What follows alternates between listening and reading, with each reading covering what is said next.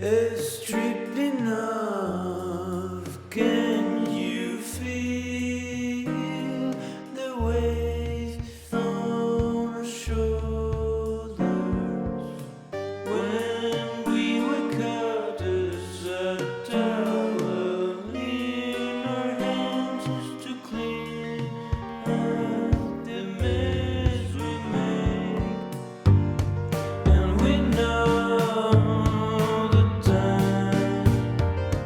that we have together, and we have the best relationship you can imagine. It's false, it's completely false, and we know the time that we have together.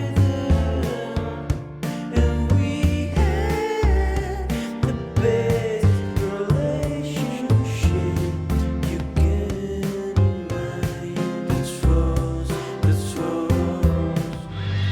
Stripping off, can you feel the weight on our shoulders? My beautiful butt is right here, jiggling.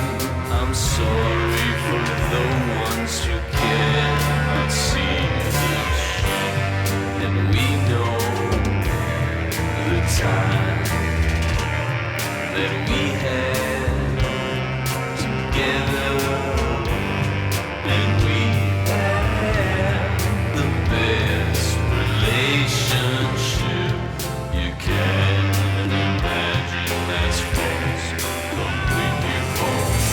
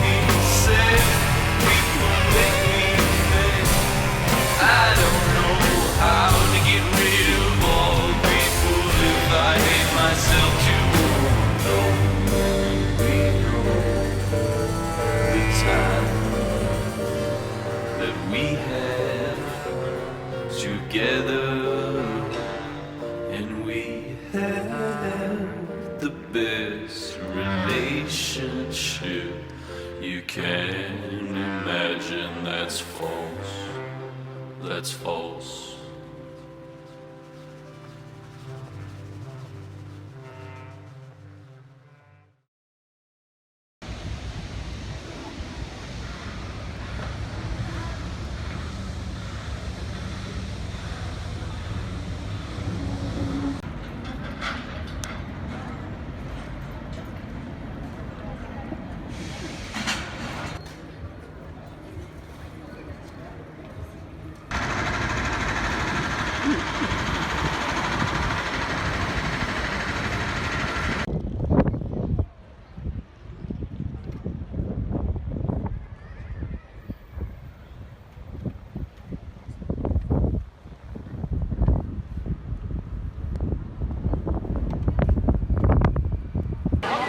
Ah, sì, sì, da te.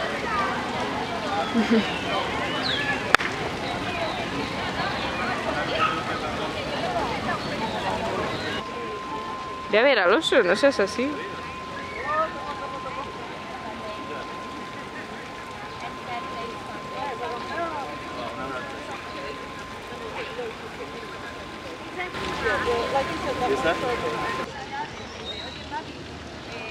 ¿Habría problemas para encontrar un profesor para los viernes? ¿No? Claro. Porque si ya de entrada te dice que lo quiere. Well, the first idea was we were gonna do just one song or two, really. But then it just, for whatever reason, we just kept messaging each other and sending new songs to each other. And it ended up being 20 song album. You know, that's incredible. And so, you know, no one cared. You know, I think that's the main reason, you know, not even the camera woman cares about it, but the story. And so that's why we need to tell the story ourselves, because no one gives a fuck about the music we've made. I've been born here in Madrid. Yet I don't feel like it's my city, you know. I'm not, this is not, you know, I don't know. For example, I don't know that bear I just hacked, you know, right there. I hacked that bear. I don't know him, but you know, I tried to be friendly with people, but I didn't go out much. And I think when Max reached out to me, I think it was the loneliest time of my life, really. I didn't go out at all, you know, and so.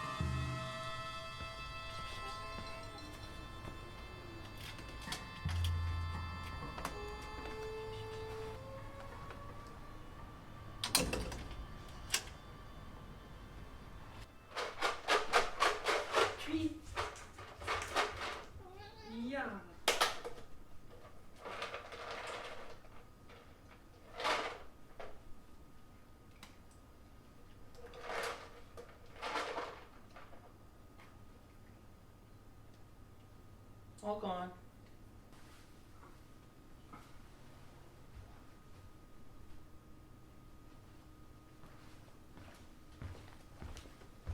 That's good. I'm way too bright, but it's whatever. Okay. You're thinking too much about it, dude. Let's just fucking make this fucking documentary. Okay. Okay. The first thing that happened, what is it doing? Okay, there it's going. Okay. The first thing that happened is I heard your music. Yeah. On SoundCloud. It's gonna be trippy as fuck to do this. To go one by one. I heard your music on SoundCloud. Mm-hmm. Then I reached out to you. Then what happened? Then I answered that I liked your music. So I saw your message. I listened to your music.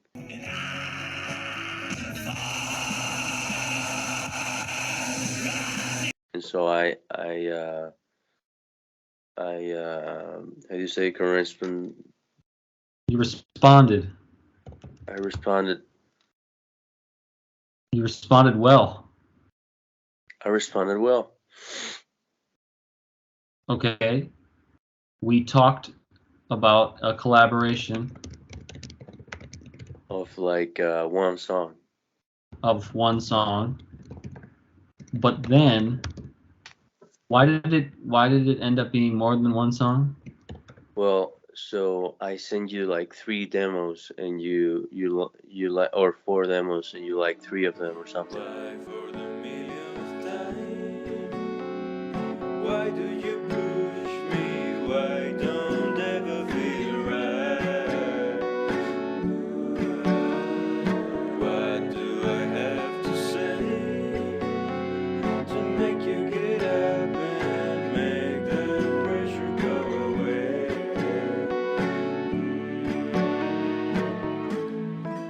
And I can never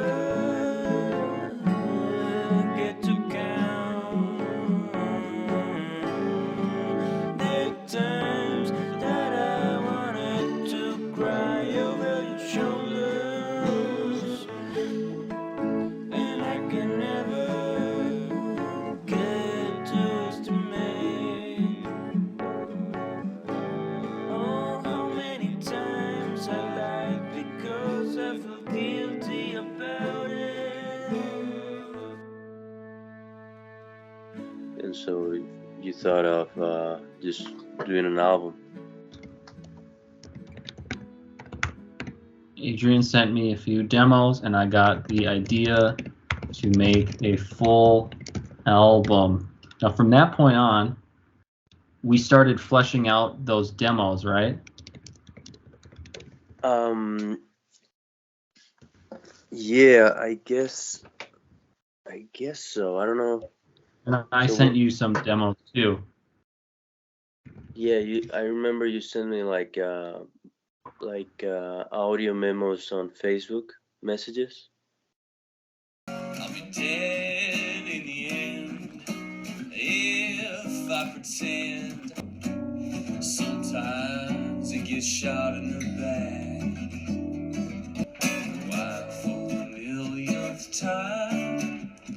Why do you push me? What's that power doing to me?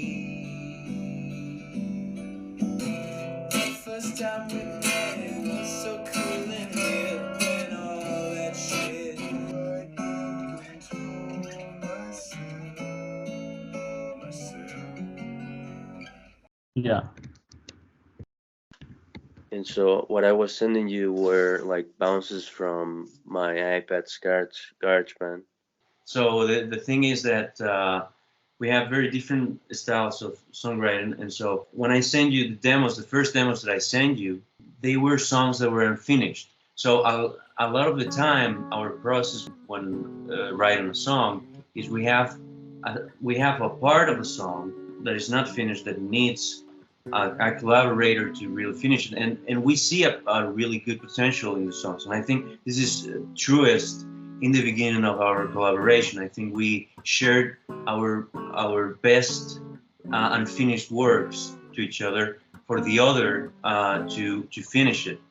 The best songs in our albums most times were made this way, right? Like Pressure, for example. Pressure is a great example. I think it's the first example where I felt like I really appreciated collaborating with someone musically.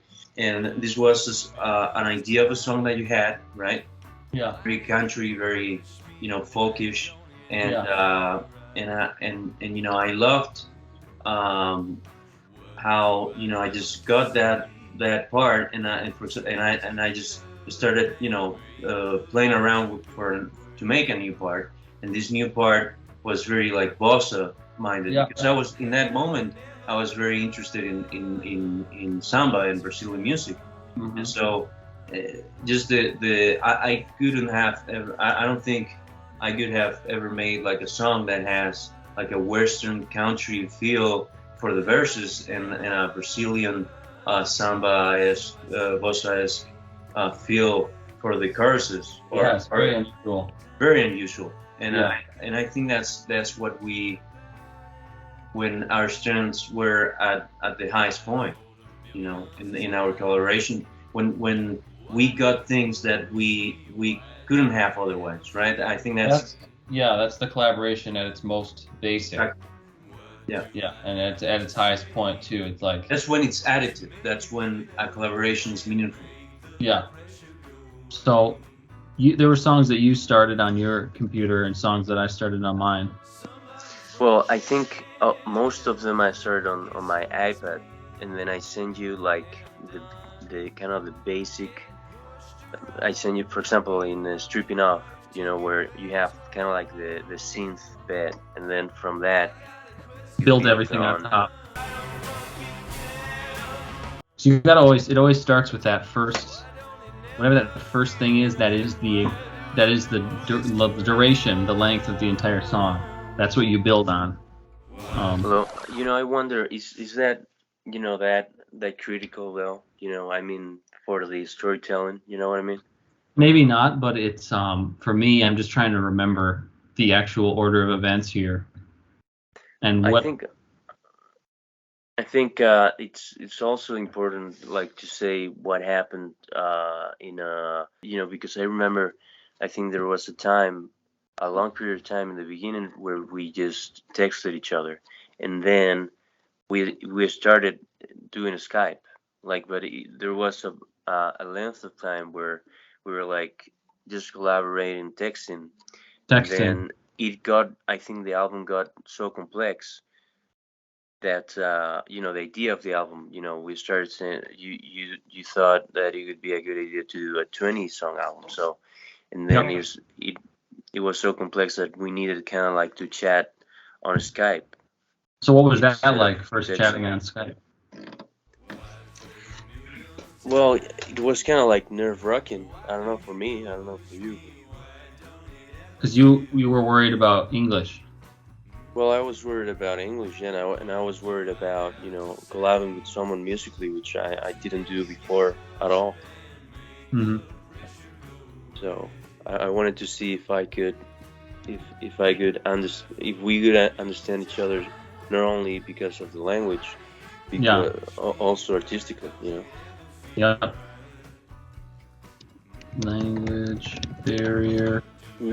Maybe, but as much, maybe in one, maybe there's one country in South America that says that, but I don't even think that they say it anymore. Culata. But. Bad it's culo, not culata.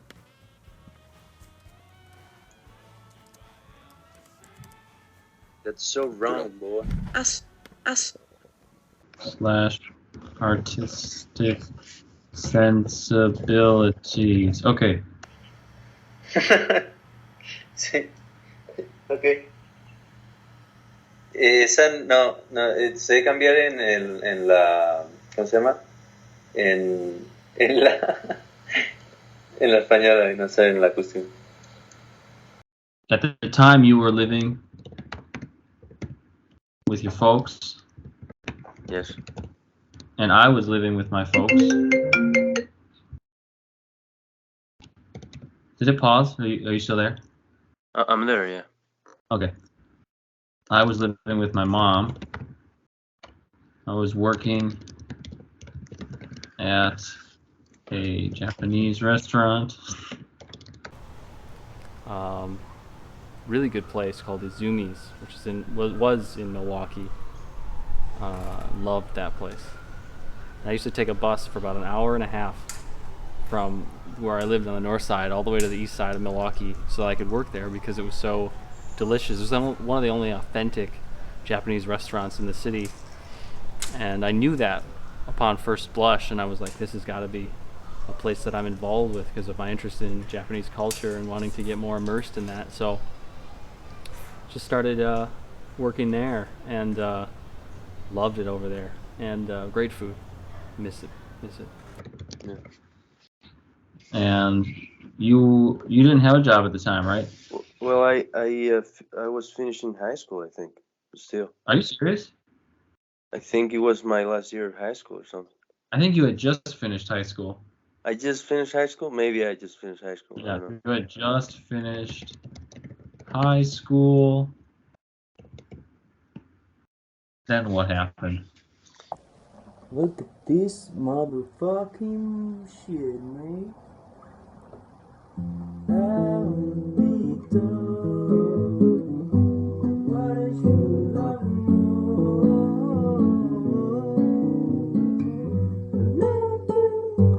I'm over that shit. I'm friends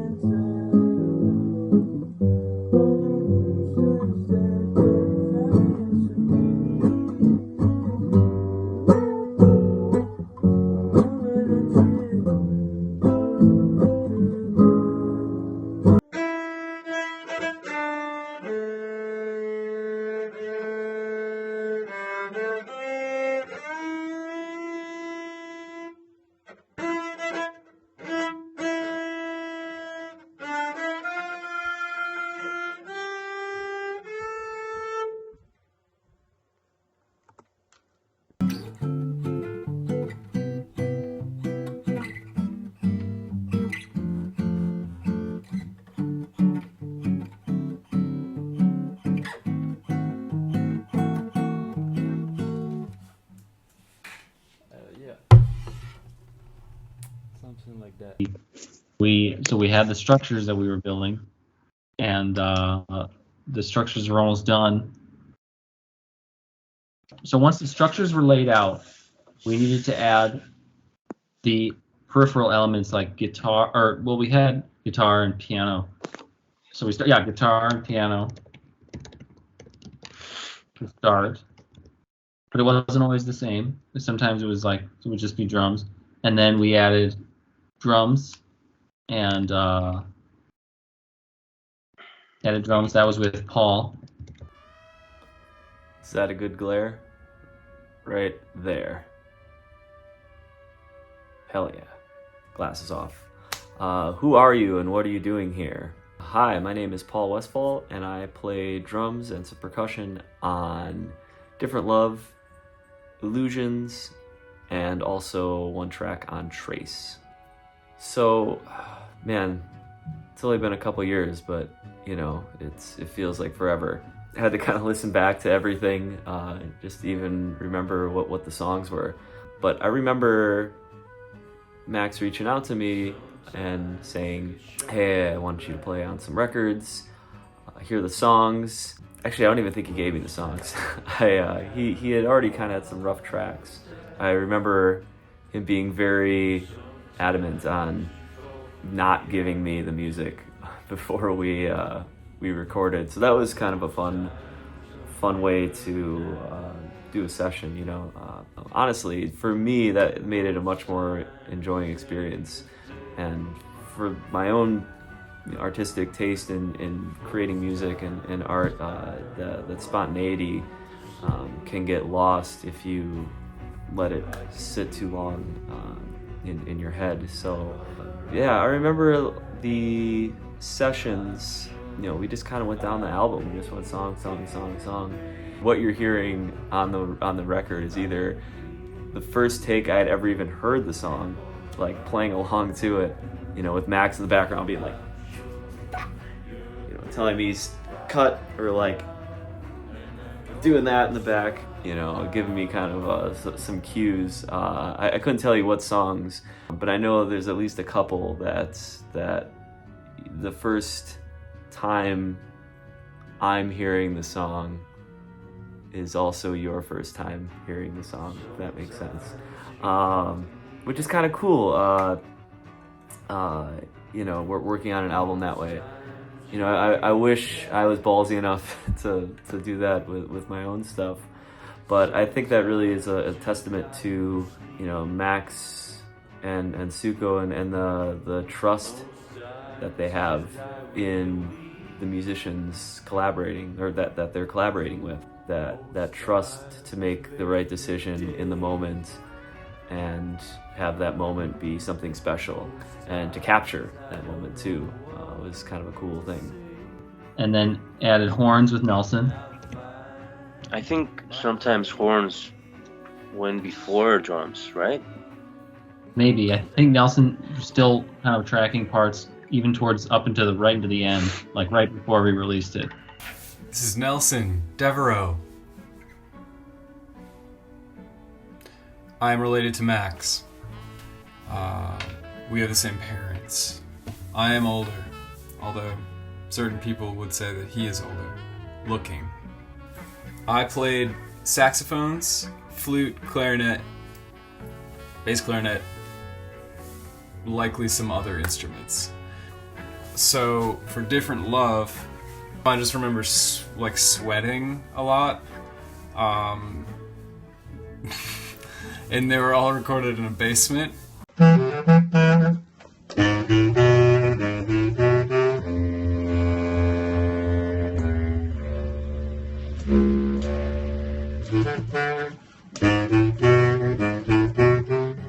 It's always, when we're doing Max Devereaux, you know, Suko stuff, it's always a chaotic sort of rush to get the thing done.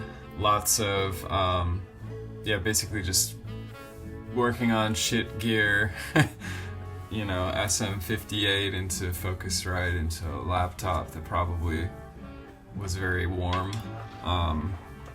and working hard. Yeah, and it's always just a blast to work on this music because it's so imaginative, and it's always a breath of fresh air to hear the collaboration between Max and Suko and their very different approaches that work pretty symbiotically. Max being a guy that uses just a few chords to great effect, and then Adrian kind of using more sophisticated, fleshed out extensions and more elaborate chord changes, also to great effect, in the way that they balance each other out. Oh. So wait, I'm getting ahead of myself, so hold on a sec. It's true, yeah. Added drums, added horns, mixing and mastering occurred. Yeah. Then what happened? We created the album cover with Matt. We had a few long Skype calls with Matt. What?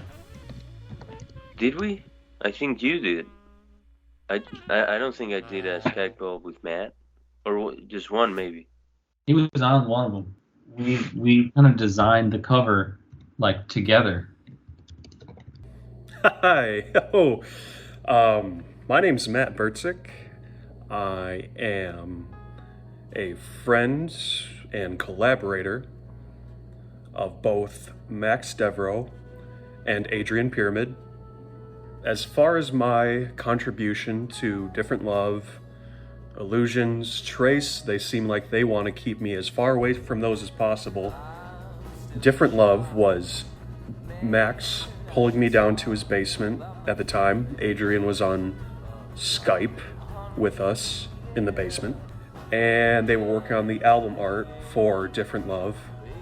They asked me to draw a couple little sketches that might go in the corners, or a couple of the translations that you'll see on the album art of Different Love. There's Japanese translations on there. They had me do a couple of those too. But besides that, I've done other pieces of album art for them, like with Suko, I've done, I think, 2 of his albums, Human Calzones and the single Lousy Life. And with Max, I believe I've done the album art for maybe 3, 4, 5 of his vast discography. And yeah, just working with those 2, I would say they are very fun to work with, very, very interesting as well. Max, he knows what he wants, and he believes in it, which I think is essential for becoming a good artist. working with Suko, very similar. Sometimes it is a little, there's a little language barrier. I'm in the beginning, not so much anymore. His English has gotten very good, probably better than mine, as you can tell.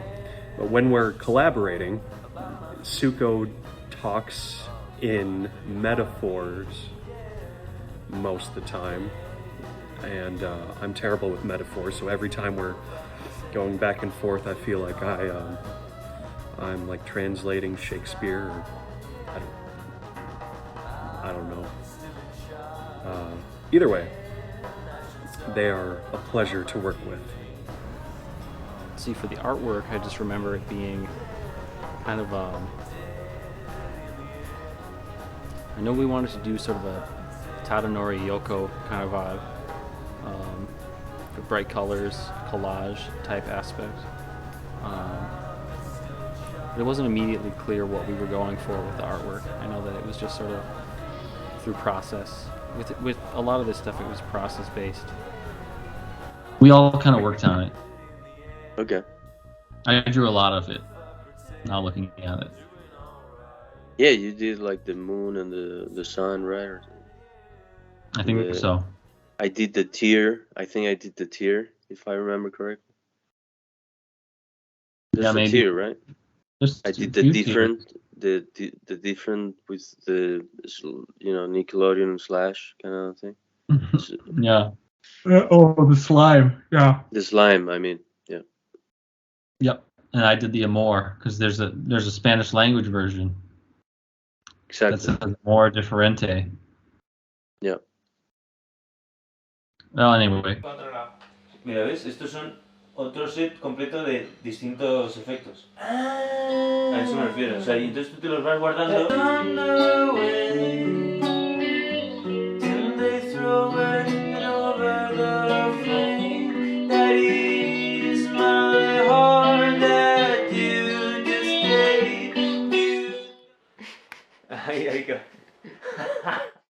A mí me hubiera gustado que eso, me hubieran quitado las nubecillas esas. Eso hubiera estado bien.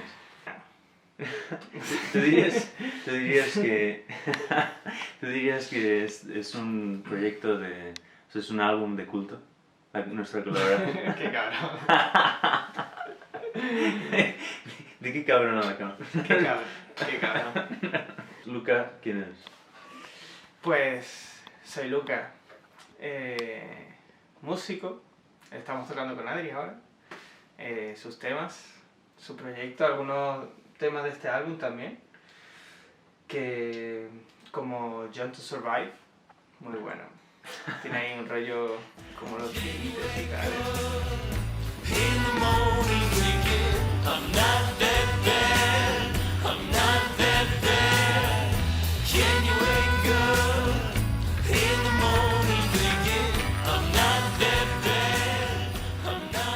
Como ya cuando escuché tu música, dije, este chaval tiene algo, y es verdad, así que no es por hablar, así que el chaval tiene algo. De Max Devereaux, o sea, ¿cuáles son las primeras palabras que te vienen a la cabeza? mirándole el cuerpo entero, desnudo. O sea, ¿qué te viene a la cabeza primero? Lo primero, que se afeita las bolas. Se afeita las pelotas. ¿Cómo hacíais, sabes, para tener esa energía? O sea, a distancia, ¿sabes? Que eso me parece a mí lo chungo, ¿sabes? O sea, yo creo que salió así porque Max sobre todo tenía un entusiasmo bestial. El tío es como, hace de todo, está súper activo siempre, no para nunca, tiene como 50.000 álbumes sacados, es como... Me habló a mí, que yo hacía como mis temas así en el iPad y tal, como para mí, o sea, realmente no tenía... Y a la vez tenía un poco de miedo de que no fuese a ningún lado también. O sea, mi música, que no llegase a nada, entonces... No, después me lo pasé bien, sí. O sea, al hacer la música me lo paso bien. Pero espera, tengo más preguntas. Okay, album cover and then released album. Do you remember anything about the release of the album? The release of the album. Well, I remember the day. I remember that day you started the DistroKid account, and then I remember how you waited like a long time on it, and that you didn't know how to do the featuring and stuff. Featuring. And I remember that was very harsh for me, man, because in a way I thought that people wouldn't give me credit for it, even though in the album I appear naked on it. So I think that's a credit. That's proof that I worked on the album. But I remember it made me sad for some time, and also because it was the first album, where I was proud of the music, that it came out of it. I still think it's a great album, pretty good album. Yeah. It's a beautiful album. First album released on Spotify, etc. And from then on, we released everything on all those platforms because we knew how to, because we didn't know how to before that album, which is funny. And then nothing happened because we finished it, and nothing happened. Then what happened? We thought that we were gonna just have some notoriety just because of releasing an album in because we did in the midst of everything else, which is dumb. It's really dumb. It's so dumb. But that's how naive we were. Yeah. So then you went on to, did you start working on your own stuff at that point? Yeah, then I started working on like a solo album first. Well, first solo album. I started doing Crying Kisses, and I started involving you and your brother on some of the songs. Playing bass, you playing bass, your brother playing horns, playing percussion, doing backing vocals, El modelo del futuro tiene que ser algo que piense en nosotros, ¿no? Sería estúpido, ¿no?, hablar de una sociedad que solo tuviese en cuenta los privilegios de unas pocas personas.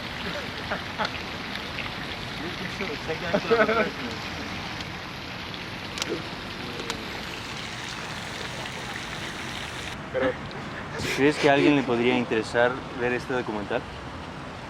Pues sinceramente lo dudo, ¿eh? O sea, fuera de la esfera en la que ya nos movemos, me extrañaría. De 3, 4 amigos. Cuando me has dicho que ibas a hacer el documental, la primera pregunta que me ha venido a la cabeza ha sido: joder, ¿a cuál de mis amigos podría convencerle para que lo viese? Y ya, hablando de amigos, entonces si te cuesta encontrar amigos, más difícil encontrar gente fuera.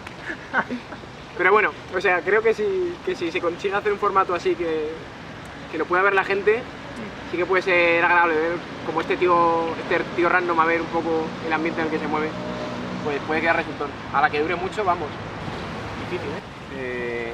Bueno, lo primero es que sales bastante chaval y tiene mucha gracia. Yo creo que el Sucho de ahora es un poquito... tiene algún pelo de más. ¿Qué me viene a la cabeza? Pues me viene un poco de envidia para empezar, ¿eh? Me parece muy guay este disco, ¿sabes? Así. Me parece, o sea, envidia yo creo que sana, sí. Hombre, si tengo que decir adjetivos así, pues... alternativo, rompedor, ¿sabes? Fresco, ¿no? Muy fresquísimo. Pues súper fresco. No sé quién lo dice ahora, yo el otro día estuve viendo a uno que lo decía todo el rato. Sí, es terrible. Cremita, ¿sabes? Para mí ese disco fue bastante paradigmático. O sea, no sé, como que fue un cambio ahí dentro de tu carrera. Sin duda, yo también lo creo. Moló, mamá. Fue como de los primeros discos que yo empecé a recomendar a amigos. Es decir, oye, no, que este ya no es solo mi colega, que es que mola mucho. Oh, qué bueno. El primer disco, literal. Bueno, en general todos los videoclips los recuerdo como salir un poquito de la zona de confort, en el sentido de estar un buen rato, ¿sabes?, en una posición extraña o haciendo algo mientras la gente te mira mal por la calle.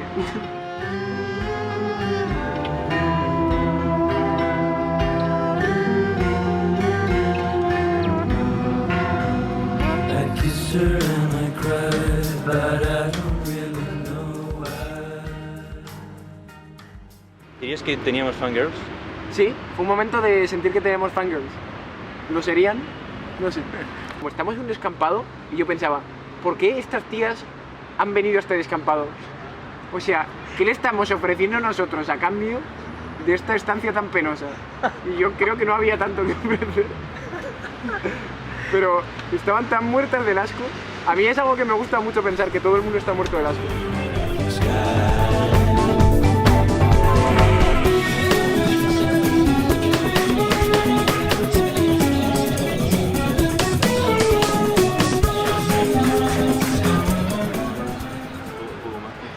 Te ibas a despedir, ¿no? Sí, bueno, pues me voy a mi casa. Bueno, chao.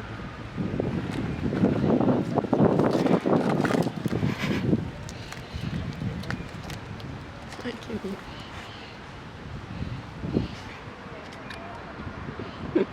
Did that come out before Illusions? I think so, yeah. Crying kisses. And it's funny because I'm not going to be able to tell you what albums came out in between the records, but yours, I'm glad that we have yours to kind of, you know, help give us some structure. So Crying Kisses comes out.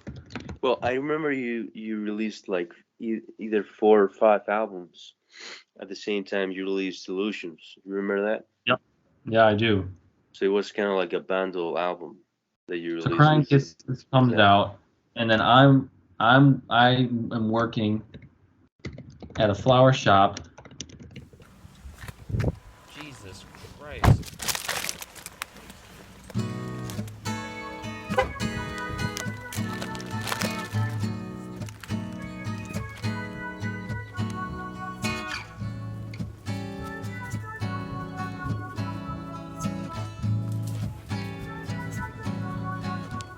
It seems so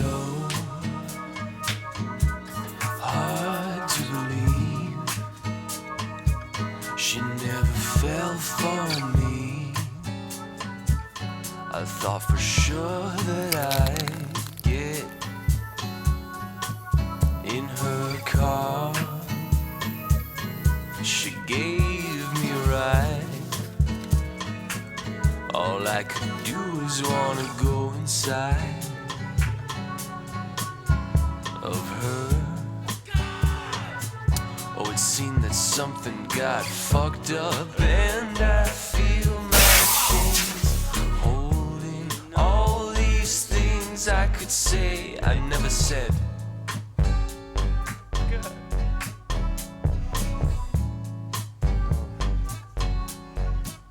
And then I stopped and tried to hold my tongue. I wanna kiss you, but I'll never get the chance to lean in. Oh my God, it seems I'll never get that far. And I wrote 4 other albums.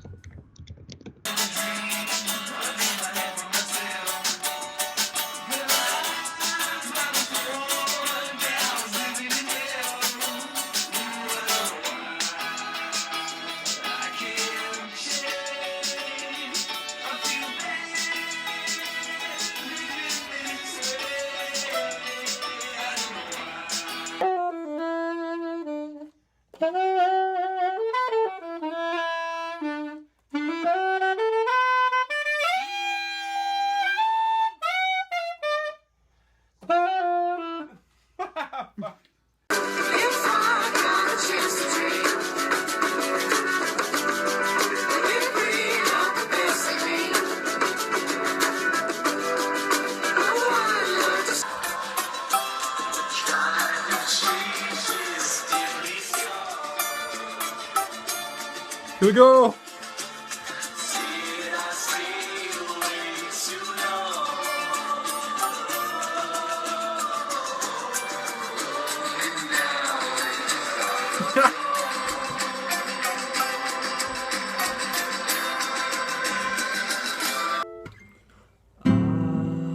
Be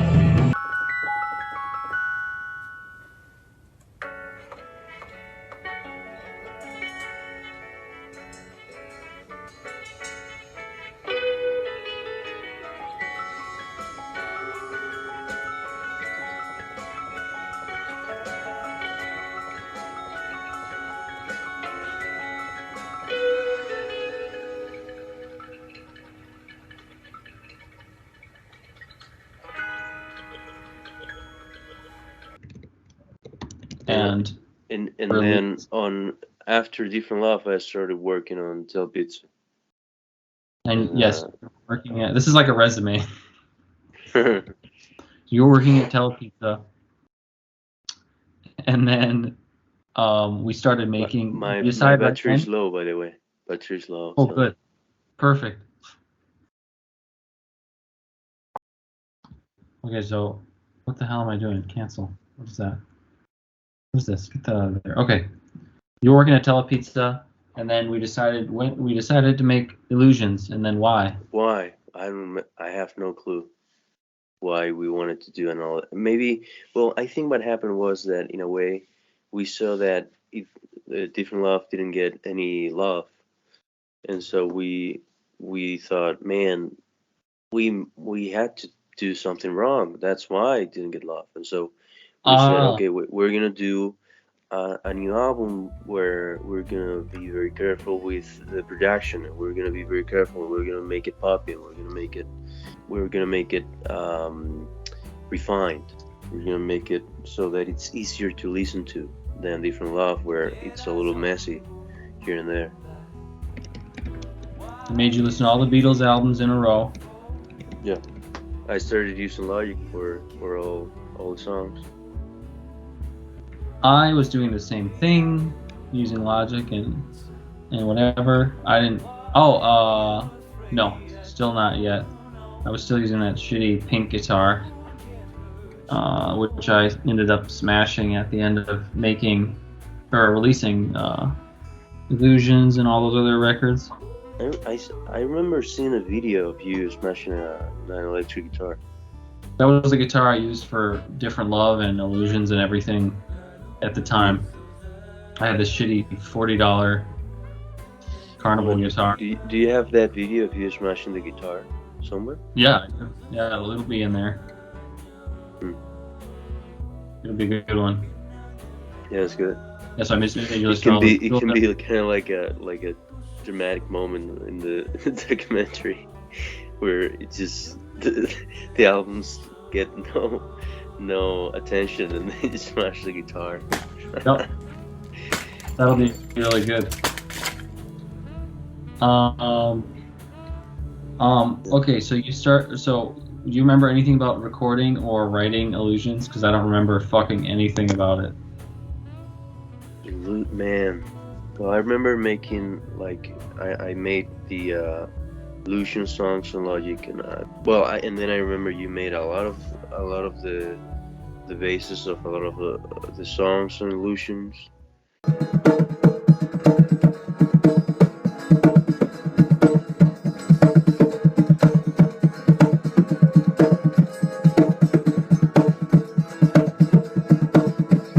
Lost, you will never return. No time to get a mask off, and all I get are fleas December.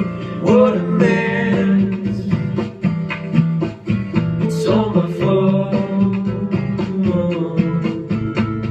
I can't make love. I need you so. There's so much I don't. Where's your body?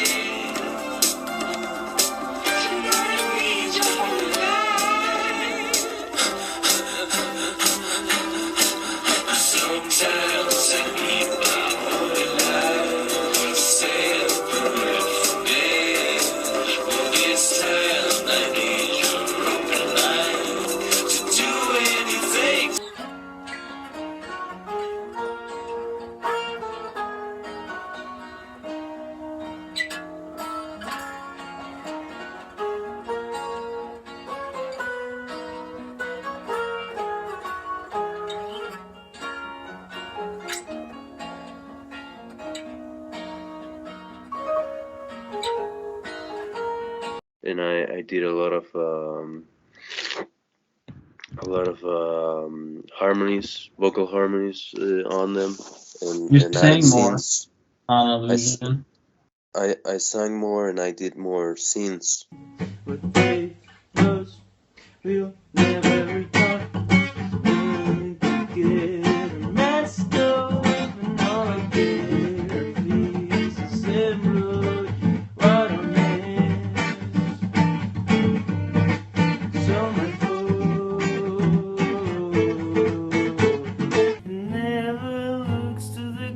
that passes by to say hi and never looks to the girl that passes by. I know for love was having a tantrum.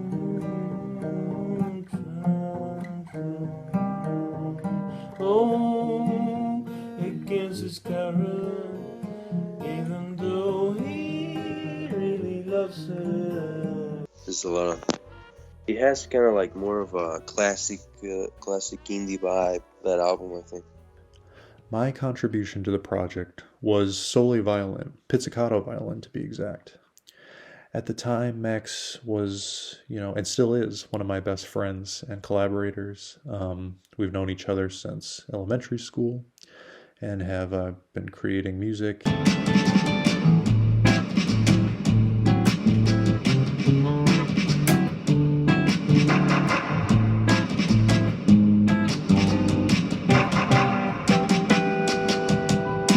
Yes, I'm a sinner. Yes, I love Jesus. And films. No!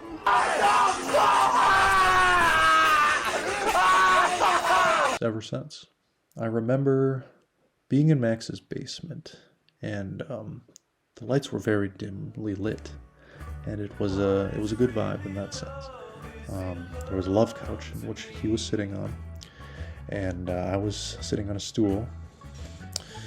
And I was wearing headphones. He was wearing headphones. He was engineering.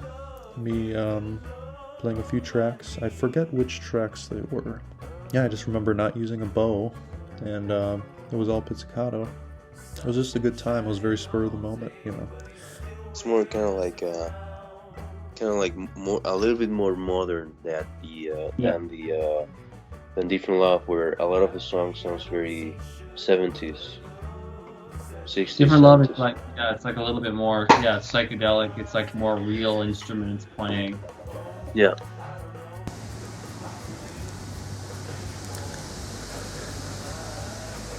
Konnichiwa. 本当に申し訳ないんですが、自分が、あなたのプロジェクトに関わってたどうかよく覚えてません。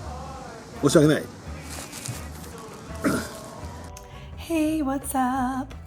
My name's Lindsey, aka Pinky is my artist name, and I was part of this little project you guys made back in 2018. I sang background vocals and like harmonies on 3 of the songs: Tantrums Forever, Cut Fingers Like Nails, and See the Light. And it was fun because I remember I just had to use my blue Snowball USB mic, which is just like a little microphone you plug into your computer. I used the free software Audacity and I just recorded my parts over the MP3s of the songs and sent me my parts individually, and yeah, it was pretty fun and pretty easy. Yeah. So then we made the album and then we released it. We made the album. And I released Illusions. And I released it with 4 other albums. Yep. And then I released it on the day that I moved to Los Angeles for the first time.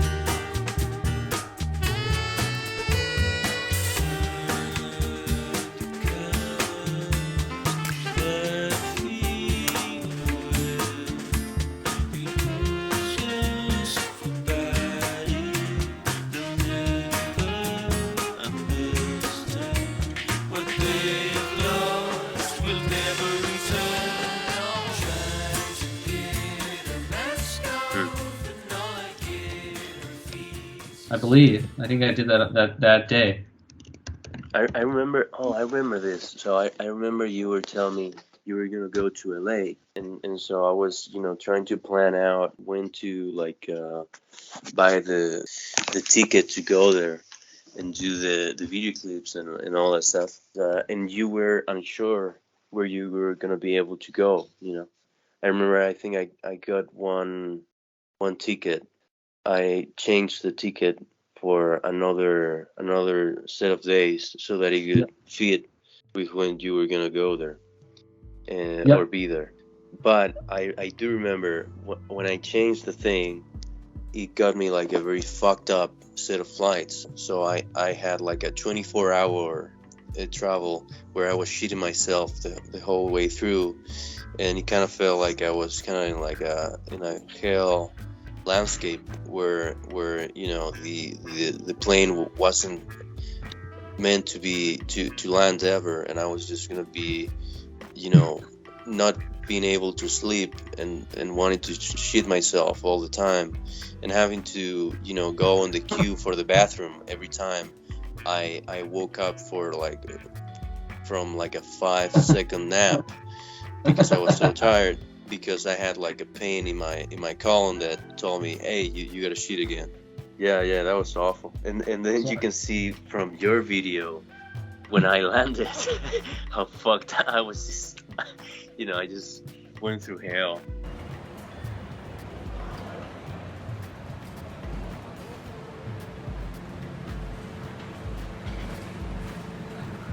Man, 24-hour hell. Upset. Yeah. I think first things we did then, we went from the airport to Little Tokyo. I remember. Went and got some food, and then you went to the bathroom. Again. Again. Yeah. I'm sorry, that sucks. No, it's funny. It's good. It did feel like it was never gonna end. At the time, it stretched out. Okay, so you got to LA. It was a rough trip to get to LA. And so that's the other thing. So we went to Little Tokyo. We had we had like a ramen or something. So then you kind of got settled in, and then like what did we do? Like, because like the first couple of days we hung out, right? And then we just sort of.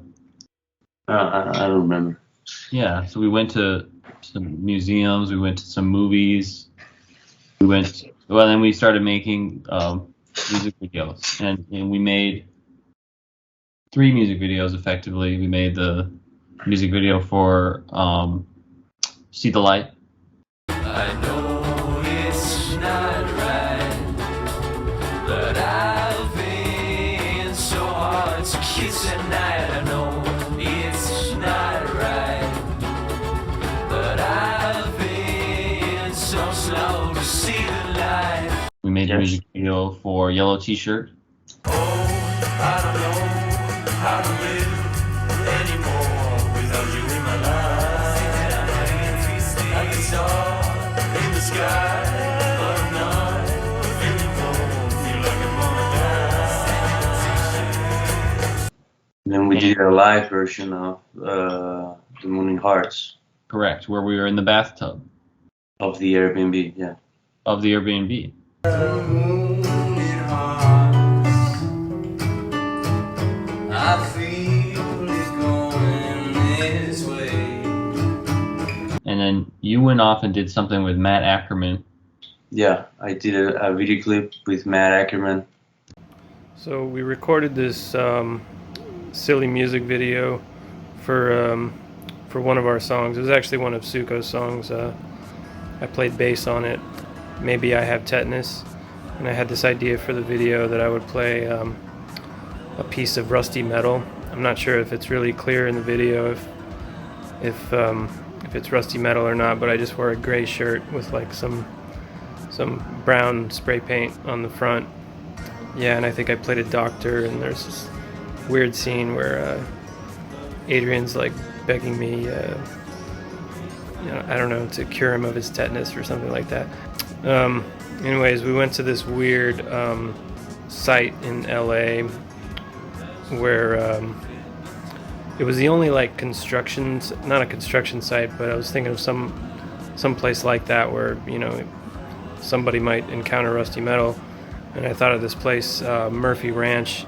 So we went there. I think we filmed most of it there, and then some other parts were filmed in other parts of LA, doing some weird coordinated dance moves with Adrian. That was a lot of fun. So you got home, back to Spain, and shortly after you left, I actually ended up moving back to Milwaukee. I was running out of money. I was running out of steam in LA.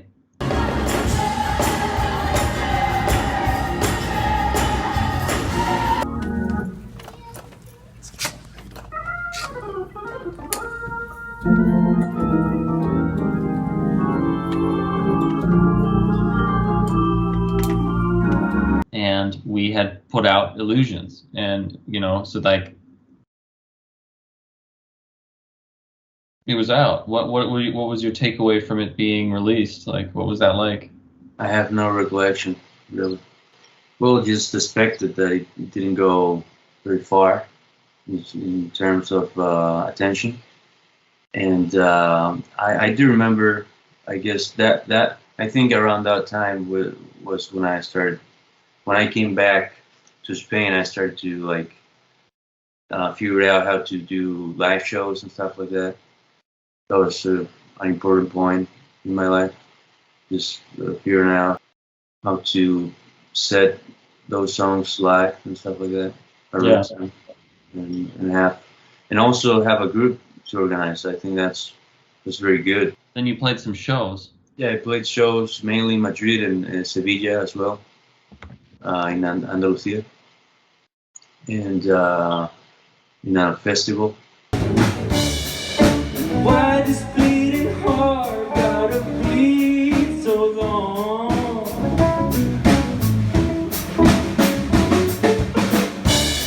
And why this broken feeling that haunts this song? This song.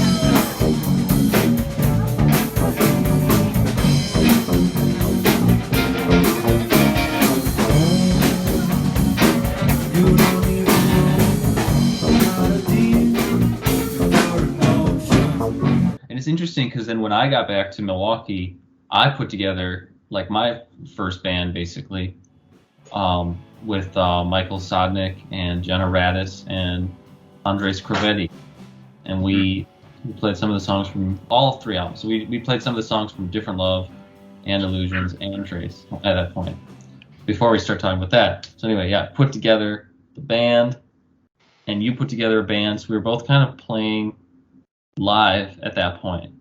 Yo soy Julio BACA, yo toqué la guitarra en el grupo de Sucho, Suko Pyramid, durante más o menos 1 año y medio o 2.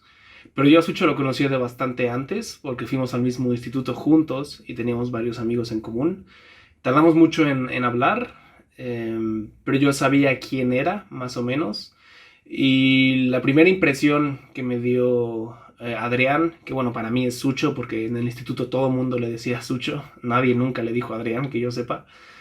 Mi primera impresión tiene mucho que ver con los conciertos que él hacía a finales de semestre, porque se subía al escenario a cantar, cantaba muy bien, tenía muy buena voz obviamente, pero además de eso le metía mucho espectáculo, se ponía a saltar y se ponía a gritar, y era como un poco sarcástico, definitivamente muy cómico todo, y que yo recuerdo no había nadie que hiciera algo similar, todo el mundo hacía cosas mucho más convencionales. Entonces, probablemente la primera impresión que yo tuve de Sucho fue la misma que tuvo mucha gente en el instituto de Sucho. No sé cómo decirlo, nadie hacía las cosas que él, nadie hacía esas cosas que él hacía. Entonces era interesante y además pues cantaba bien, entonces eso lo hacía más interesante todavía. Si mal no recuerdo, dimos 5 o 6 conciertos, todos en Madrid menos uno, que fue en Sevilla, en un festival. Y yo diría que en general los conciertos estuvieron bastante bien, creo que fueron en buenos lugares. Dimos un par en la Moby Dick de Madrid, que es una muy buena sala. Luego en un par de salas por ahí por el centro, casi por Gran Vía, que son salas pues también bastante, hasta cierto punto serias. Creo que fue un buen lugar para dar nuestros primeros conciertos, en vez de ir a lugares como mucho menos preparados y mucho menos serios. Aunque he de admitir que en muchos de esos conciertos quizá no había tanta gente, pero luego también hubo un par de los que sí había más gente. Y creo que en general la respuesta del público cuando había... No, creo que en general la respuesta del público era buena, y la respuesta de los grupos con los que tocábamos, a los grupos que teloneábamos, a los músicos en general les gustaba la música que tocábamos, les interesaba la armonía. Yo creo que en general a la gente le resultaba interesante si realmente se paraba a escuchar. Yo creo que en general les gustaba. Yo creo que es el grupo más interesante en el que he tocado, al menos definitivamente en lo que se trata de... En lo que respecta puramente el aspecto musical de tocar en un grupo, creo que sí ha sido el más interesante, ha sido el más variado. Yo creo que el más complicado también, es por lo mismo es música complicada, yo creo, no es música que todo el mundo pueda tocar, y creo que no es música fácil, aunque sepas moverte en ese lenguaje como más avanzado armónicamente. Creo que aún así no es música particularmente sencilla, es música que siempre requiere cierto trabajo. Entonces, definitivamente la experiencia de tocar música en directo como la de Sucho ha sido bastante... Lo he disfrutado bastante. Bueno, lo disfruté bastante ese breve periodo en el que estuvimos tocando. Y no solo sigo tocando música en directo, sino que me parece interesante tocar música en directo de ese tipo en el futuro. Creo que es interesante encontrar a alguien que esté tan decidido o decidida a crear su música, promocionarla, tocarla en directo y luego hacer un videoclip. Y es interesante encontrar a alguien que de alguna forma intente ser todas esas cosas, que intente ser compositor, productor, cantante, líder de la banda, y también que sea director, que sea de alguna forma, bueno, literalmente un guionista, alguien que busque una narrativa no solo en la música, sino también en las imágenes, en una configuración mucho más audiovisual. Creo que eso es interesante, creo que eso no es tan común, yo creo. Instead of just like going into like, let's make another album right away zone, like we both focused on doing live stuff. Yeah, but, it's another way to try and show the songs to people, try to make them be heard.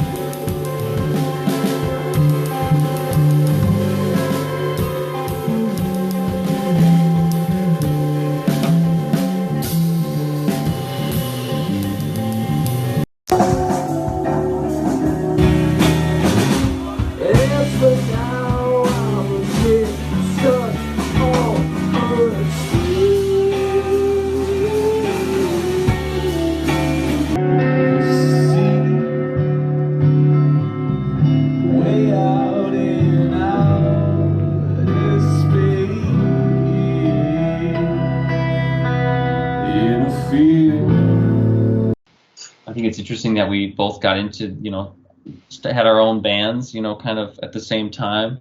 Y los conciertos eran una bomba. Los conciertos, si hubieran sido hubiera habido más audiencia, hubieran sido una maldita bomba.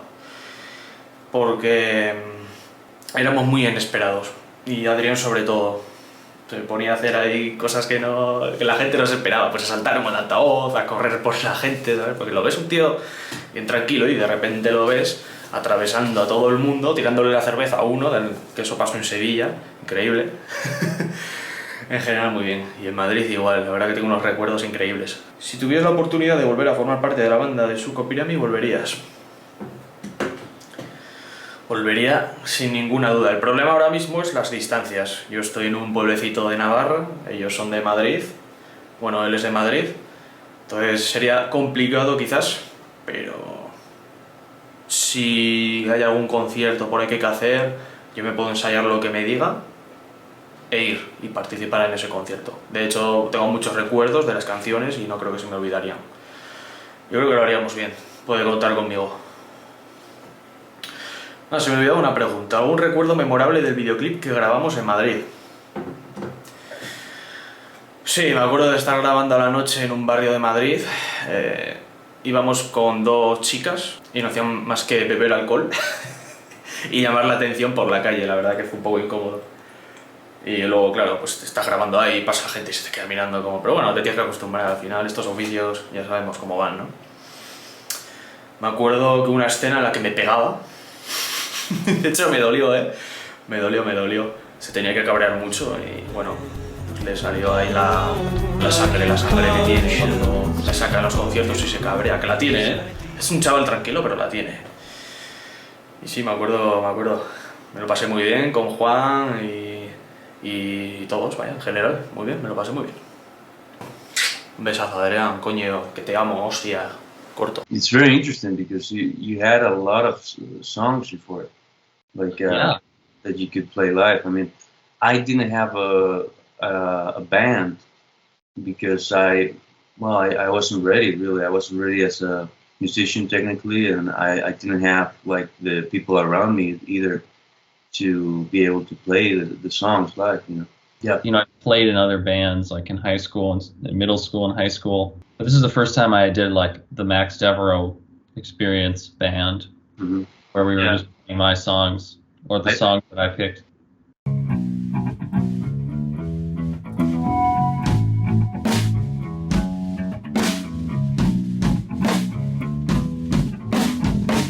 I need a chance for romance, it's you that I'm needing. And when you dance the dance that need you'll be feeding, you gotta step outside your comfort zone. Nobody ever made it on their own. Da, da, da, da, da, da, da, da, da, da.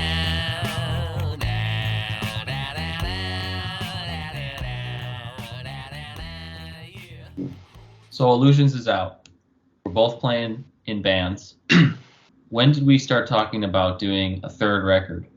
A long time after that, I think. I also felt kind of like out of steam.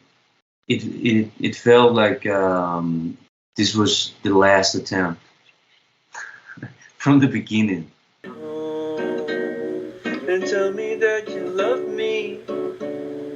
Tell me there's no way you'll go. Oh, and tell me that you love me. Tell me, 'cause I need to know. Oh.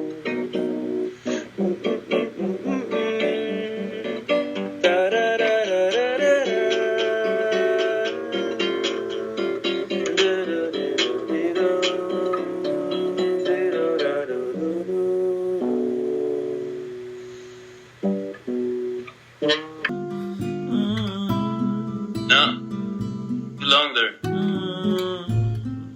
Damn it.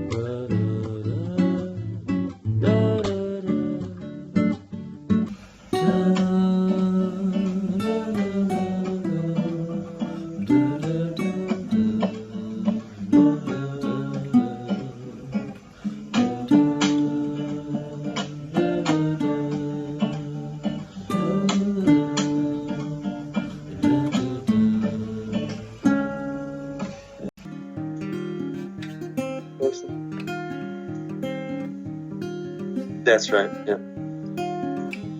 it's really important. There's a pull off there.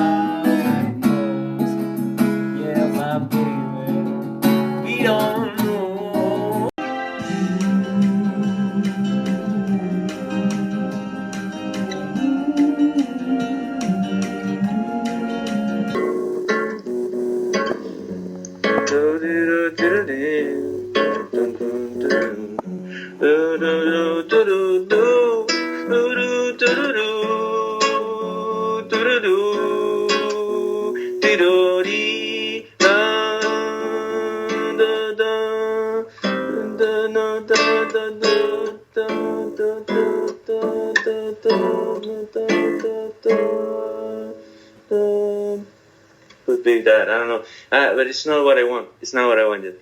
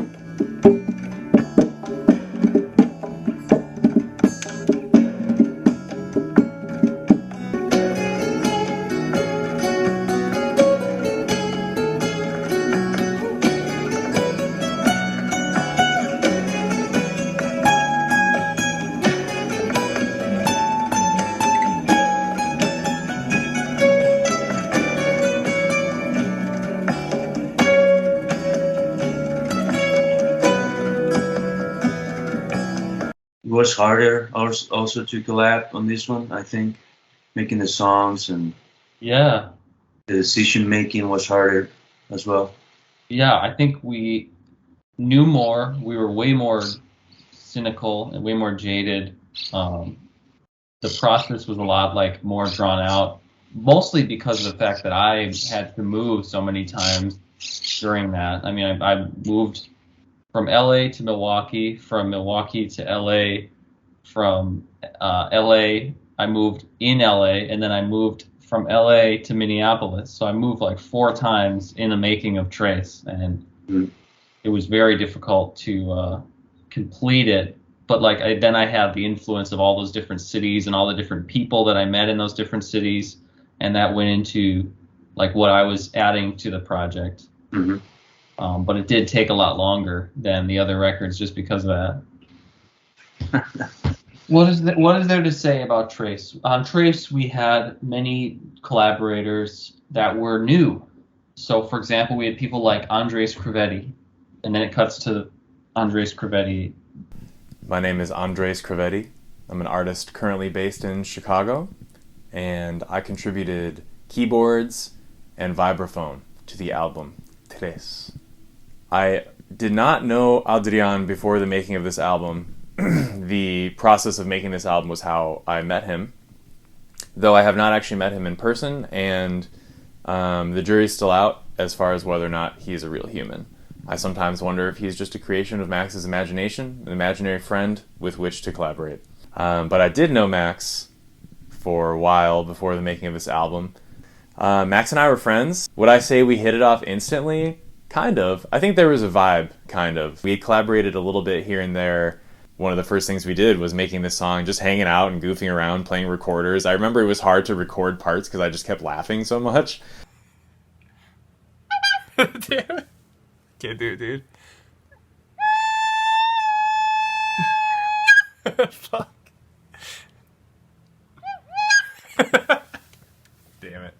Got him. Max, I think, was very just like, what are you doing? I do this all the time, every day. Just figure it out and let's move on and be done with our lives because we all die. But I was enjoying it. But this project was, I think, one of the first times that he had asked me to play on an actual studio album of his. I believe he just asked me to record vibraphone on a song, if I remember right. It definitely was very Max Devereaux in the sense that he just sort of, there wasn't a lot of direction, not a lot of guidance, just like, do you want to add some vibraphone to this song?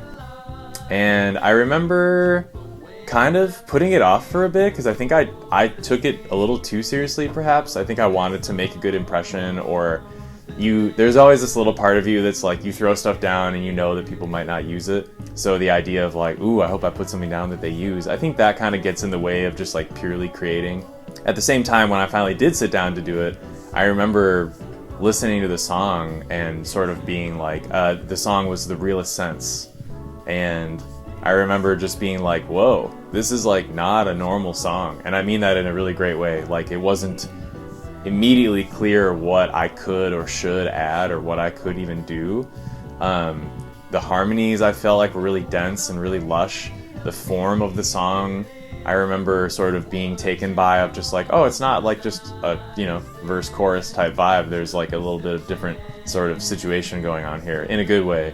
And I did also record keyboards for the song Exposed. And that I feel like is a very beautiful memory because it's really not that clear. I remember just hanging out with Max, and I don't even really know what we did. Maybe we were hanging out before we went somewhere, or I stopped at his house and he happened to be working and a keyboard was set up and I just like started playing along with the song. And my only real true memory is what I remembered seeing on Instagram. Like later Max posted about it or something like that, and I saw a video of myself twinkling some keys and I was like, oh yeah, that's right, we were like playing and jamming. I wonder what's gonna happen with that.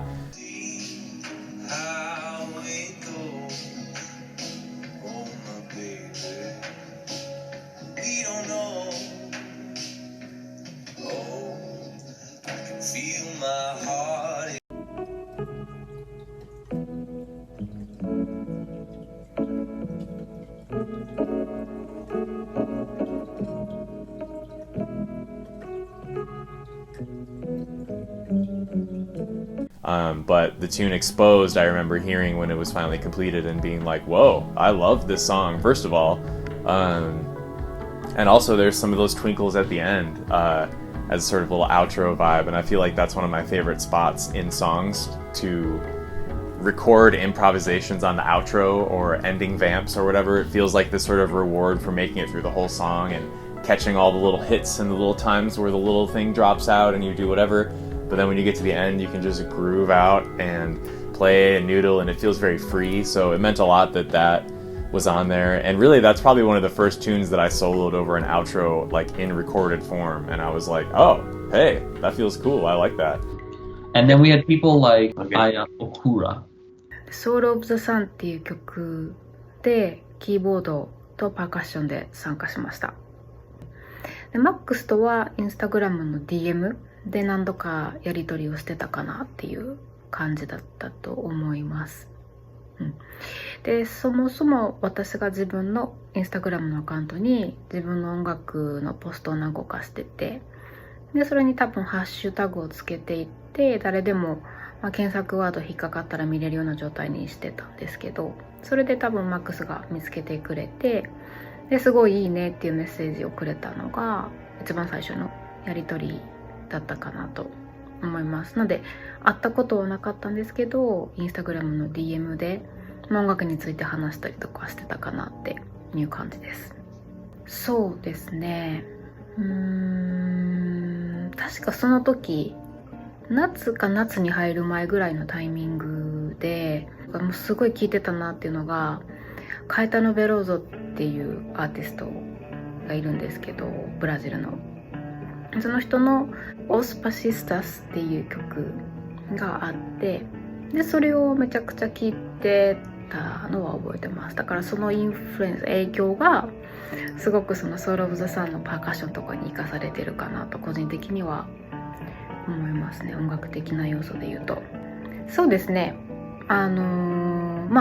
インスピレーションのことだったりだとか、あとは音楽的な要素だったりだとか、いろんな面でマックスにこう質問とか DM 投げてもすぐ返してくれるし、その点ですごくやりやすかったなっていうのはめちゃくちゃ覚えてます、感触として。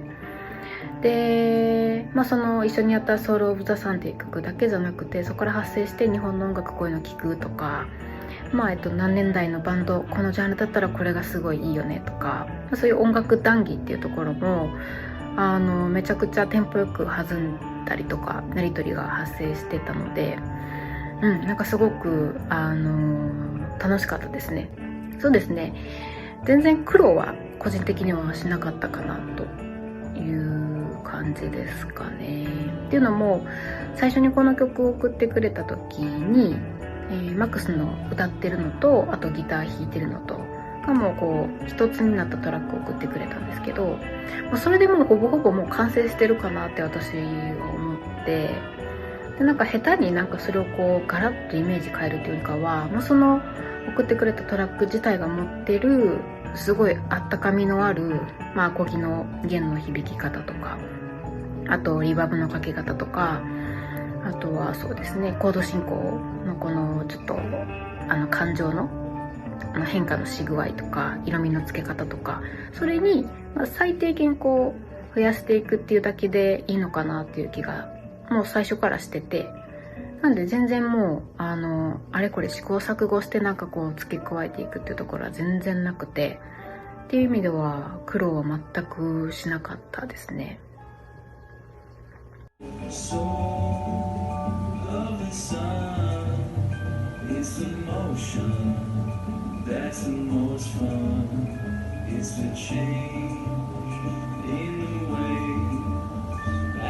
Pasar la entrevista así. ¿Y nos vas a preguntar cosas? O... No, os dejo hablar. ¿Pero de qué? ¿De lo que queramos? Venga, va a hablar, ¿eh? Así eran los conciertos, prácticamente. Sí, algo así. ¿Así eran los conciertos? Sí, en plan, nos dejó tocar y tocábamos lo que queríamos. Suco iba con playback. O sea, no sonaba lo que tocabais, ¿no? Había un playback detrás. No, lo mío sí. Lo del resto con playback se acompañaba a lo mío. pero yo lo mío sí. O sea que en realidad tocabas tú y un playback, ¿no?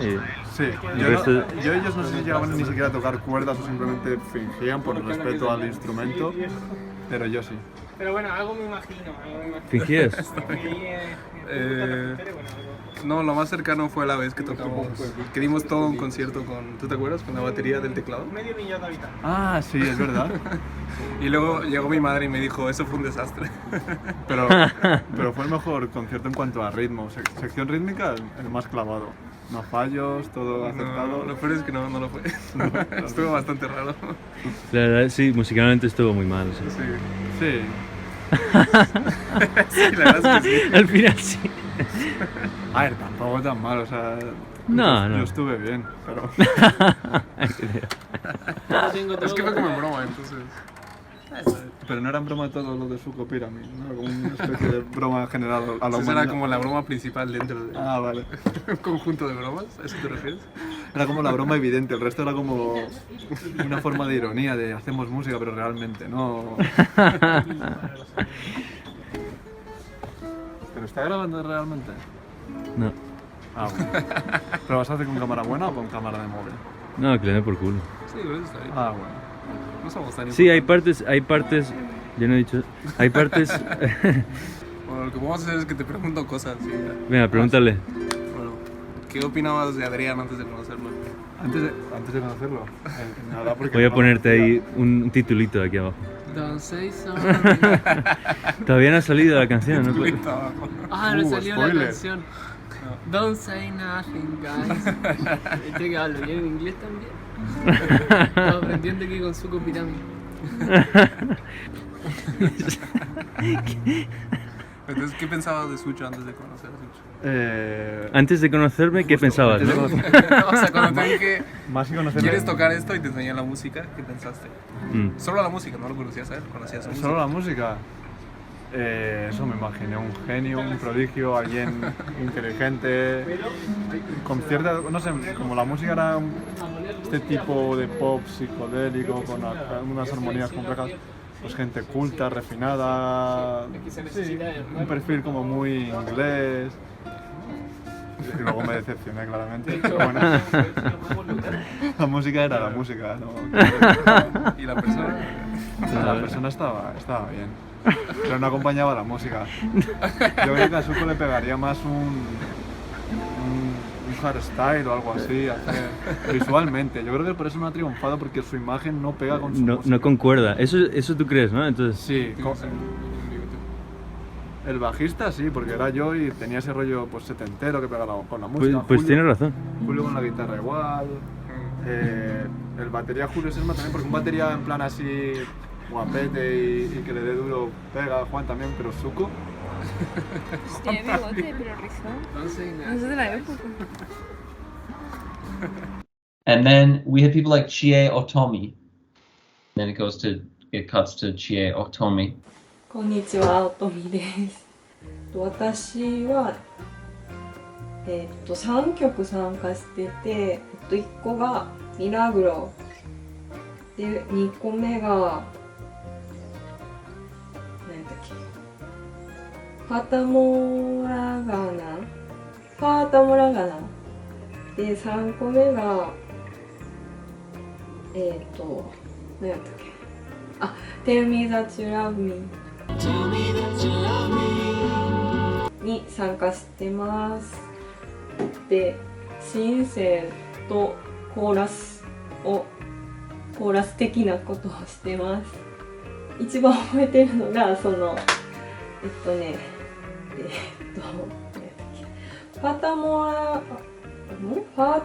ラガーナっていう曲、最初マックスが歌ってあったんですよ。でめっちゃいい歌やったんですけど、なんか私に歌えみたいなこと言われて、それで最初私はシンセだけだったと思うんですけど、でちょっと私は歌がちょっとまずいんですけど、だからちょっと断ったんですけど、まあやってみてみたいな感じだったんでやって、で案の定あんまうまくいってなくて、なんかキーも合わないし声がカスカスで歌ってて、でそれを一応マックスに渡してやばかったらもう使わなくていいんでって言ってたら本当に使われてなくて、でそれはいいんですけど結局そのマックスのボーカルも消しててインストになってて、あれはなんでなんですかね。めっちゃもったいないなと思って、マックスの歌すごい良かったからなんで使わなかったんやろっていうのはめっちゃ覚えてます。まあ、それがすごい楽しかったですね。And then we had people like, who else was on? Hi, I'm Jennie LAWLESS, and I got the distinct pleasure of singing and writing a verse for Max and Suko Pyramid's track called Make Believe. It was early on in me living in LA actually, and Max hit me up. We had never met before, but we had some mutual friends from Minneapolis, and he was like, let's write something together. And I was like, what? And I remember being so shy about co-writing with anybody. Like I, as a songwriter, tend to be very kind of protective of my stuff when it's in the early stages, and super shy about not sharing with anybody until I feel like something's really ready. And Max was like, it's gonna be fine, just do it. And he didn't give me any time to prep or samples of what we were going to be working on together. He just showed up with like this dinky little like 2-input Scarlett interface and like a microphone that he like, I don't even think the microphone had like a case that it came in. He just like pulled it out of a bag, and it was so DIY, and somehow he ended up making it sound so good. But yeah, I remember being really impressed with Max for just like getting me to get out of my own comfort zone. I wrote a verse and it was terrifying, but I did it, and once I got the hang of the rhythm and the melody of the track, it became super addictive. There's something really satisfying about how melodically, rhythmically challenging the song is, and I honestly could listen to the song over and over and over again. The whole record's beautiful, but I specifically like this song, and I'm not just biased because I'm on it. So yeah, I had a really good experience. And we probably like got it done in less than an hour. And then we had people like Andrew Thompson. Andrew Thompson. My name is Andrew Thompson, and I recorded a little bit of sitar on track 6 on Max Devereaux and Suko Pyramid's Trace. I initially started collaborating with them, I want to say it was either late 2019 or early 2020. I don't remember exactly how it happened, but I first got in touch with Max, and one thing led to another, and then I busted out a little sitar for that track. And I think one of the cooler things that I remember about that was the demo that they sent over to me had this killer, beautiful, heartwarming vocal melody to it. And then the final rendition was just instrumental. I distinctly remember that vocal track on that song, and if there's ever a re-release or a B-side, I would love to hear that demo with the vocals on it once again. It's just so beautiful. But anyways, loved working on that song. My contribution was minimal. I was really just jamming a little bit, droning along on my $200 Craigslist sitar, but would love to do it again anytime sitar is needed. And yeah, love working with the dudes. One of the most, I'd say, magnificently underrated musical minds of our time. And then it cuts to him. So Trace came out. Yes. I think after Trace came out, we were talking about how we might not even do an next album. We talked about how maybe that's it. Maybe that's the 3. Maybe we talked about maybe doing another one, but we only talked about it. We never really went and did it, you know. Yeah. And so, well, it felt kind of like like we gave it our all in the collaboration. That's how I feel. I think maybe it's kind of like we really tried our best and failed. I don't think we failed because it was good and there's some great music out of it. So I don't think it failed. It definitely was a great starting point for me to like start making albums myself. I think that was very helpful for me, and just, you know, the idea of making albums, I think is good. It's obviously it's outdated, you know. It's not like today you can really make albums and you know, today it's just not possible. Que voy,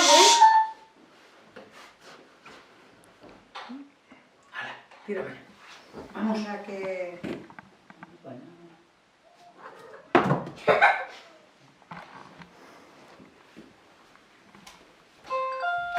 Ahora toco. ¿Cuál era esta?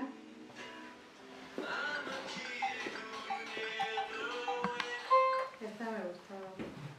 ¿Cuál? Stuck on a Train. Esa me gusta. Exactamente, eso la tenía bajada. ¿Cómo se llama? Pressure. Hola, soy Gabriel. Ajá. ¿Digo algo más? O? Sí, algo de ti, di algo. Hola, soy Gabriel y me gusta dibujar. Wow. Nada, te voy a decir que soy. ¿Qué quieres que diga? Pues que Di soy lo que director de quieras. arte y pues me gusta mucho pintar y diseñar y Hola, vale.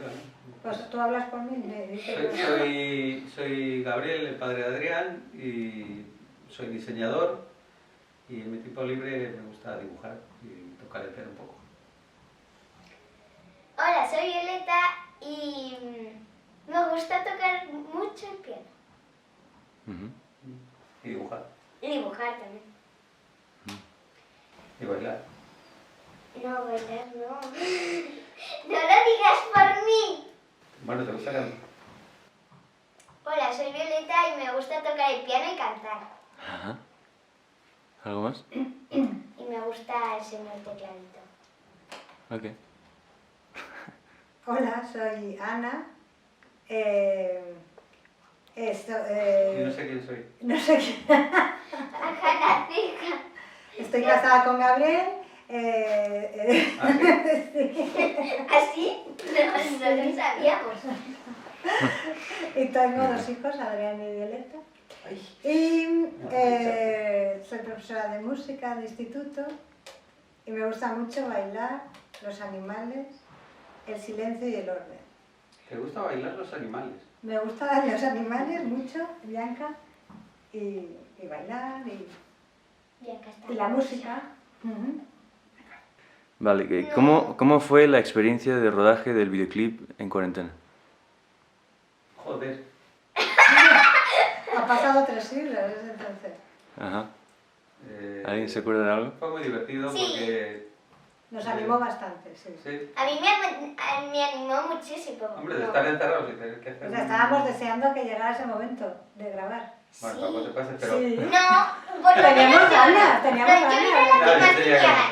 Tú sí. No, pero es que además estábamos aquí encerrados. Perdón. No podíamos hacer Sí. mucho. Entonces, ¿Os sentisteis obligados? ¡No, nada! No. menos que en esta entrevista. Sí. Bastante menos. Bastante menos. Sí. Lo hicimos con mucha ganas, ¿no? Sí, yo por lo menos. Sí, fue muy divertido. Hombre, a mí la cámara me imponía, decir, voy a salir a ver qué me va a pedir Adrián hacer, porque visto tus antecedentes, pues era imaginarse qué nos va a mandar a hacer. A mí me gusta. Me gusta verlo y escuchar la canción. Pongo cuando vienen visitas de amistades, digo, y hablo del vídeo. Sí, es verdad, y a mí me da un poco de vergüenza. Vienen mis amigas. Venga, vamos a poner a Lausy Live. Ah, pero ¿cuántas veces lo has puesto? Unas cuantas. Sí, hace poco lo pusimos, ¿no? Sí,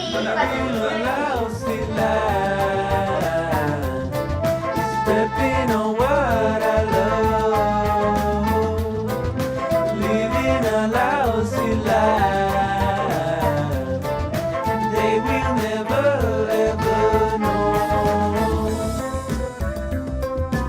show has been postponed. ¿Qué pensáis honestamente sobre Max? Si es que tenéis alguna idea en concreto, alguna opinión. Pues me parece una gran persona, la verdad. Y yo estoy muy contento que os conocierais, porque para ti creo que fue un impulso ahí en tu música. Y luego también, bueno, tener un amigo con el que poder compartir cosas, como que estuvo muy bien. A mí me parece muy guapo. Es muy simpático, eso que no, siempre me da vergüenza hablar con él, nunca me he acercado al Zoom o lo que fuera. Pues yo una vez estabas hablando y pues abriste la puerta y yo aparecí ahí.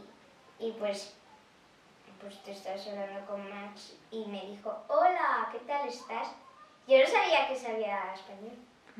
Solo sabes eso. Solo sabes que eres. Hola, ¿qué tal estás? Claro. Quiero.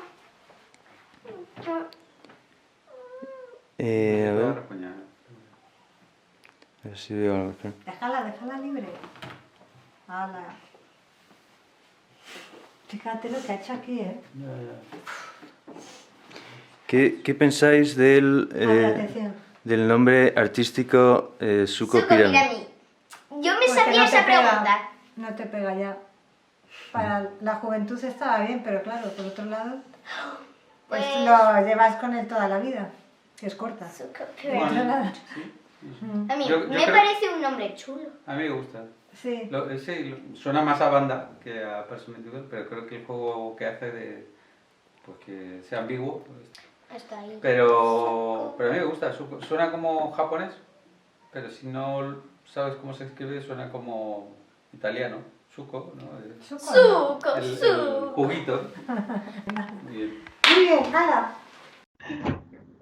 So after Trace came out, I was in Los Angeles for a brief vacation with my mom, and we were staying in Santa Monica.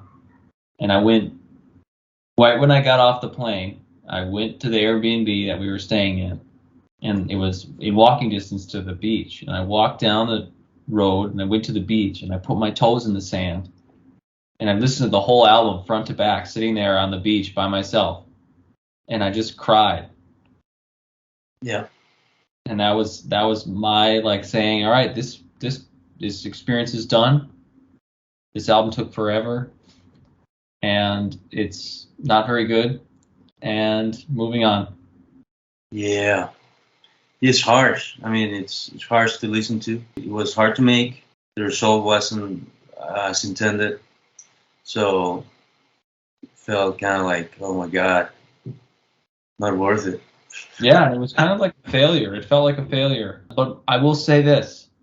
The album cover is my favorite album cover of all the album covers. Not to me. I think the Different Love is better. It has a charm to it that this last one doesn't. This last one, even the album cover kind of feels like a defeat.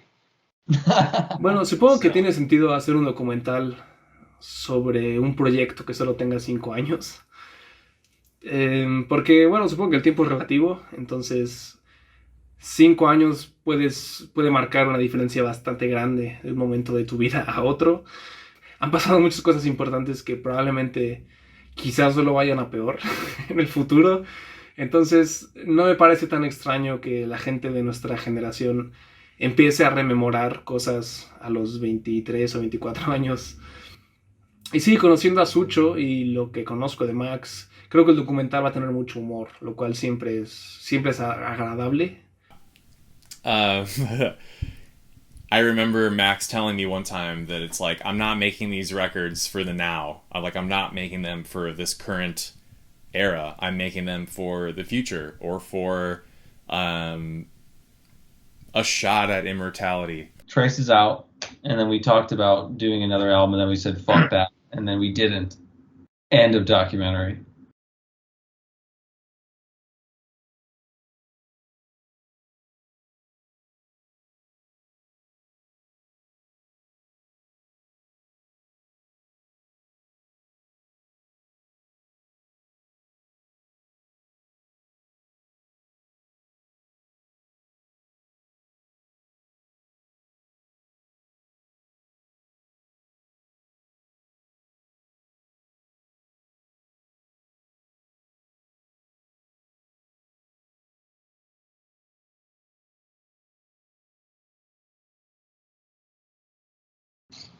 Yeah. Do we even talk about that one? The one that never came. We'll tell the audience of the documentary that the next album that we're gonna make is called The New Hell. Yeah. They are gonna be looking forward to it. They will, and who knows if it'll ever come.